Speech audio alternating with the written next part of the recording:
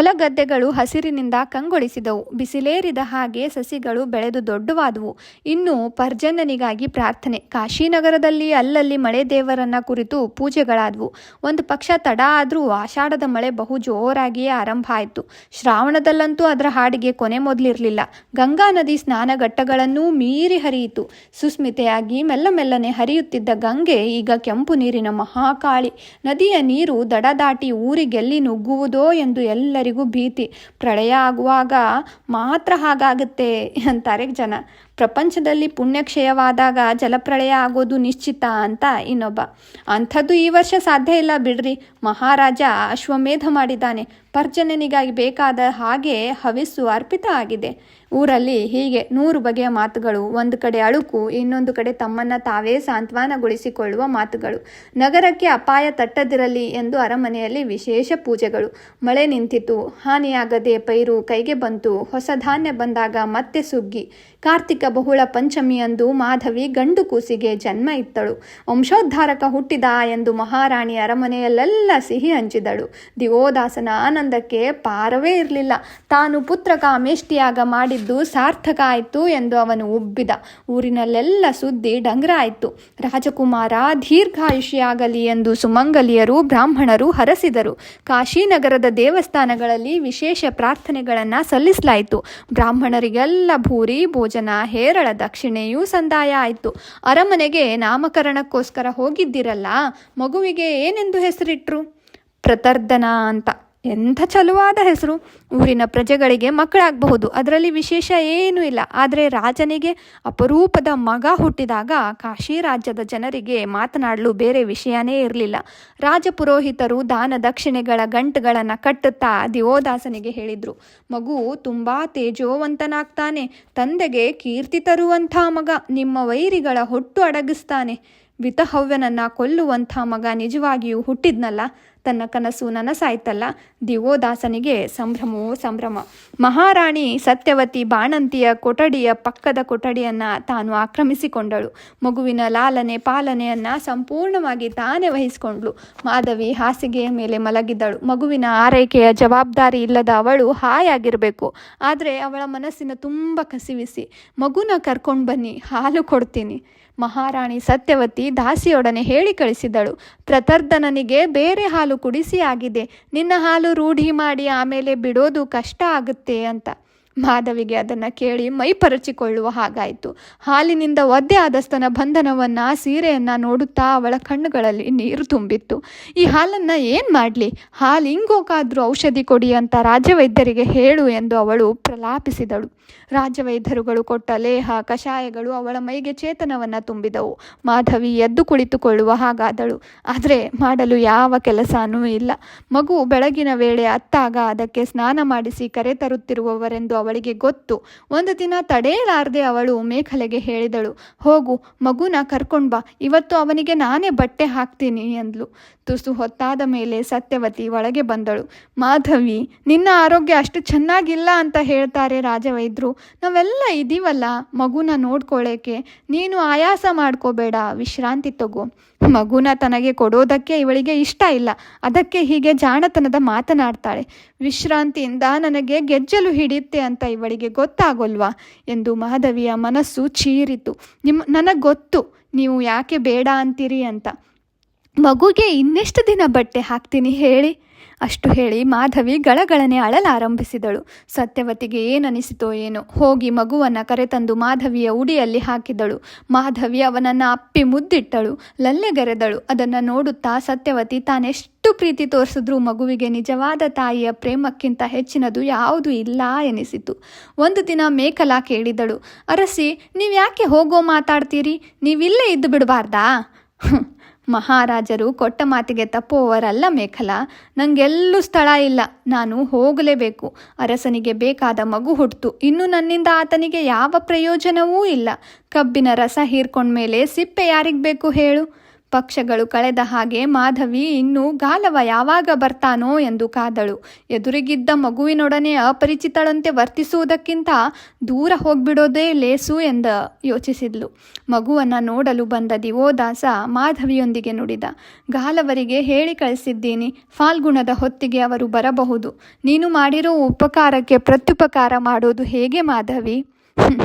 ಇದು ತೀರಿಸುವಂಥ ಋಣ ಅಲ್ಲ ಮಹಾರಾಜ ಎಂದು ಹೇಳ ಹೊರಟ ಮಾಧವಿ ಬೇರೆಯೇ ಮಾತು ಅಂದಳು. ನನಗೇನು ಬೇಕಾಗಿಲ್ಲ ಮಹಾರಾಜ, ಮಗುನ ಚೆನ್ನಾಗಿ ನೋಡ್ಕೊಳ್ಳಿ, ಅಷ್ಟು ಸಾಕು.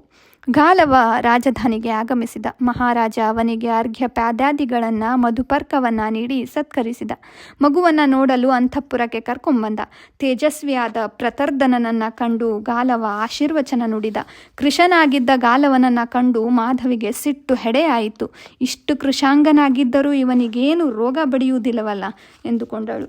ಆರೋಗ್ಯವಂತಳಾಗಿ ಕಾಣುತ್ತಿದ್ದ ಮಾಧವಿಯನ್ನು ನೋಡಿ ಗಾಲವ ಆಶ್ಚರ್ಯಪಟ್ಟ. 2 ಮಕ್ಕಳನ್ನು ಹೆತ್ತರೂ ಈಕೆ ಇನ್ನೂ ಕನ್ಯೆಯ ಹಾಗೆ ಕಾಣ್ತಾಳಲ್ಲ ಎಂದುಕೊಂಡ. ಚೆನ್ನಾಗಿದ್ದೀಯಾ ಮಾಧವಿ ಎಂದು ಕೇಳಿದ. ಮಾಧವಿ ಕಟುವಾಗಿ ನುಡಿದಳು. ನಿಮ್ಮ ಆಶೀರ್ವಾದದಿಂದ ಇನ್ನೂ ಬದುಕಿದ್ದೇನೆ. ನಿನ್ನ ಆರೋಗ್ಯ ಸರಿಯಾಗಿದೆಯಷ್ಟೇ. ನಾನು ಹೊರಡೋಕೆ ಸಿದ್ಧ ಆಗಿದ್ದೇನೆ ಎಂದಳು. ಈ ವಾಕ್ಯಗಳು ಗಾಲವನನ್ನು ಕುಟುಕಿದವು. ಮಹಾರಾಜ ಕೇಳಿದ. ನೀವೆಲ್ಲಿಗೆ ಹೋಗಬೇಕು ಅಂದರೆ ಅಲ್ಲಿಗೆ ಪಲ್ಲಕ್ಕಿ ಅಥವಾ ರಥವನ್ನು ಕಳಿಸ್ತೇನೆ. ಮಾಧವಿ ನಡೆಯೋದು ಬೇಡ.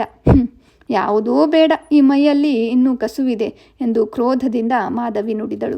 ಅವಳು ಹೇಳೋದು ಸರಿ, ನಾವಿನ್ನು ನಿನ್ನ ಋಣಕ್ಕೆ ಒಳಗಾಗೋದು ಸರಿಯಲ್ಲ ಮಹಾರಾಜ. ನನಗೆ ನೀನು ಕೊಡಬೇಕಾದ ಅಶ್ವಗಳು ಮಾತ್ರ ನಿನ್ನಲ್ಲೇ ಇರಲಿ, ನಾನು ಬೇಕಾದಾಗ ಹೇಳಿ ಕಳಿಸ್ತೇನೆ, ಅಲ್ಲಿಗೆ ಕಳಿಸುವಂತೆ ಎಂದ. ಆಗ ಮಹಾರಾಣಿ ಸತ್ಯವತಿ ಅಲ್ಲಿಗೆ ಬಂದು ಮುನಿಗಳ ಪಾದಗಳಿಗೆ ನಮಿಸಿದಳು. ದೀರ್ಘ ಸುಮಂಗಲೀಭವ, ಅಷ್ಟಪುತ್ರ ಬಹುಧನ ಮಸ್ತು ಎಂದು ಗಾಲವ ಹರಸಿದ. ಬಂದ ಕೆಲಸ ಆಯಿತು ಎಂದು ಗಾಲವ ಮೇಲೆದ್ದ. ರಾಜನೂ ಅವನ ಜೊತೆ ಹೊರಟ. ಹಜಾರ ಬಾಗಿಲು ದಾಟುವ ಮುನ್ನ ಗಾಲವ ಮಾಧವಿಗೆ ಕೇಳಿಸುವಂತೆ, ದಿವೋದಾಸ, ನಾಡಿದ್ದು ನಾವು ಹೊರಡುತ್ತೇವೆ, ಅಪ್ಪಣೆ ಕೊಡು ಎಂದ. ನೀವು ನಮ್ಮ ಕಾಶಿ ರಾಜ್ಯದಲ್ಲಿ ಕಾಲಿಟ್ಟಿದ್ದರಿಂದ ಈ ದೇಶ ಪಾವನ ಆಯಿತು ಎಂದ ದಿವೋದಾಸ. ಮತ್ತೇನು ಹೇಳಲು ತೋಚದೆ ಗಾಲವ ಎಂದ. ಈ ಮಾತು ಹೇಳಬೇಕಾದದ್ದು ನಾನು. ಈ ಗಂಗಾ ನದಿಲಿ ಸ್ನಾನ ಮಾಡಿ ನನಗೆ ಪುಣ್ಯ ಸಂಚಯವಾಯಿತು. ಗಂಗಾ ಸ್ನಾನ ಮಾಡಿದರೆ ಪಾಪಗಳೆಲ್ಲ ತೊಳೆದು ಹೋಗುತ್ತವೆ ಅಂತಾರೆ.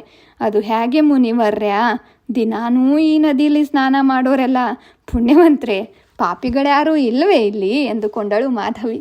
ಮನುಷ್ಯ ದೇಹದಲ್ಲಿ ಅನ್ನಮಯಾದಿ ಪಂಚಕೋಶಗಳಿವೆ ಮಹಾರಾಜ. ಅವುಗಳಲ್ಲಿ ಒಂದೊಂದರಲ್ಲೂ ಪಾಪ ಸಂಚಯವಾಗಿರ್ತದೆ. ಗಂಗಾ ಸ್ನಾನದಿಂದ ಈ 5 ಕೋಶಗಳು ಪಾಪ ನಾಶ ಆಗುತ್ತೆ. ಪಂಚಕೋಶಗಳು ಪರಿಪೂರ್ಣದೆಡೆಗೆ ಹೋಗಲು ಇದು ಸಹಾಯಕ ಎಂದ ಗಾಲವ.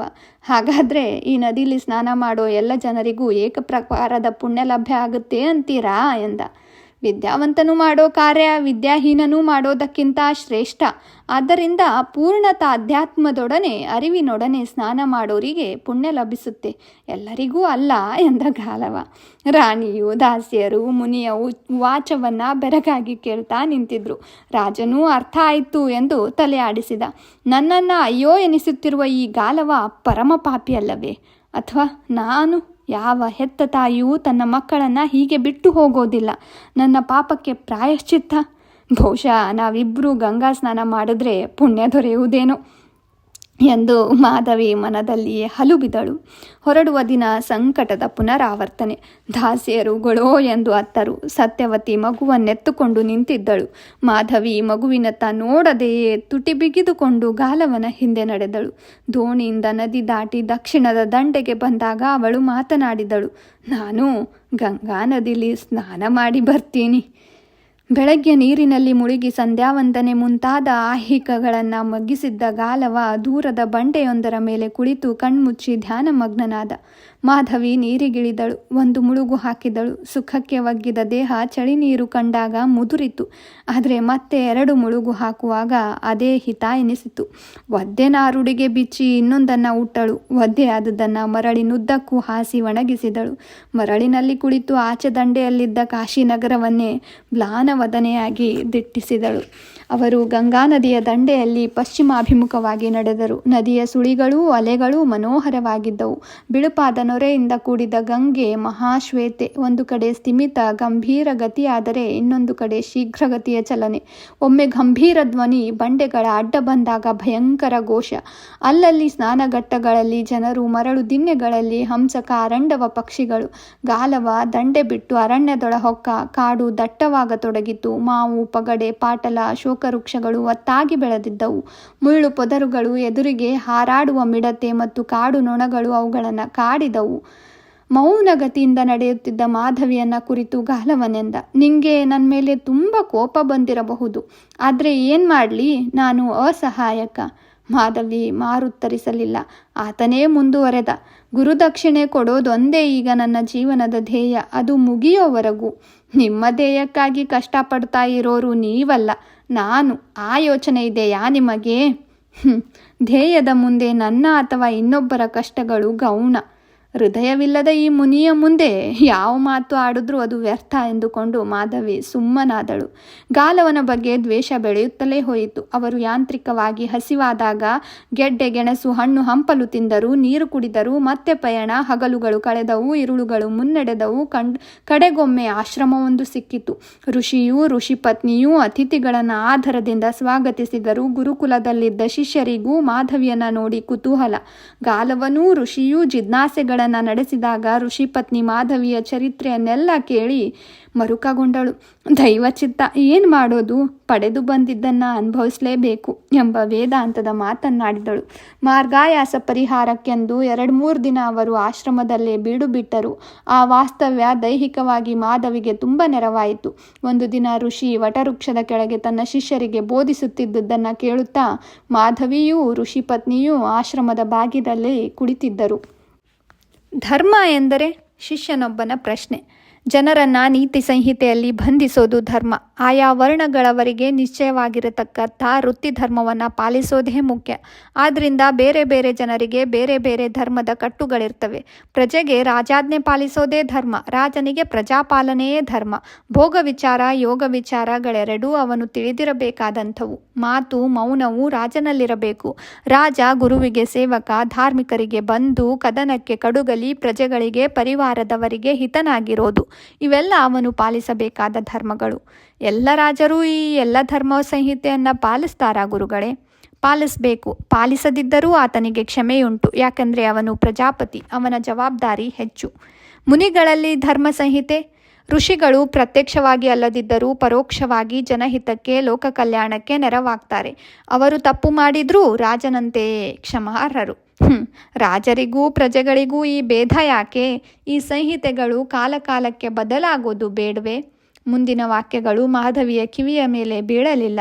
ಅವಳ ಮನಸ್ಸಿನಲ್ಲೊಂದು ಪ್ರಶ್ನೆ ಎದ್ದಿತು. ಸ್ತ್ರೀ ಧರ್ಮ ಎಂದರೇನು? ಮೌನವಾಗಿ ಚಕಾರವೆತ್ತದೆ ನಡೆಯುವುದೊಂದೇ ಏನು? ಮಕ್ಕಳನ್ನು ಹೆತ್ತು ಬೆಳೆಸುವುದೊಂದೇ ಅವಳ ಧರ್ಮ ಏನು? ಯಾವ ಅನ್ಯಾಯಗಳಾದರೂ ಪ್ರತಿಭಟಿಸುವುದೇ ಇರುವುದೇ ಏನು? ಆ ಪ್ರಶ್ನೆಗಳಿಗೆ ಉತ್ತರ ಇರಲಿಲ್ಲ. ಅವಳಿಗೆನಿಸಿತು, ತನಗಷ್ಟೇ ಅನ್ಯಾಯವಾದರೂ ಋಷಿಗಳಾಗಲಿ, ಋಷಿ ಪತ್ನಿಯಾಗಲಿ, ಇನ್ನೊಬ್ಬರಾಗಲಿ ತನ್ನ ಪರವಾಗಿ ಯಾರೂ ಮಾತಾಡುವುದಿಲ್ಲ. ಮಾತನಾಡದಿರುವುದೇ ಧರ್ಮ ಎಂದು ಕಾಣುತ್ತದೆ. ಮಾಧವಿ ನಿಟ್ಟಿಸಿರು ಬಿಟ್ಲು. ಪಯಣ ಮುಂದುವರೆಯಿತು.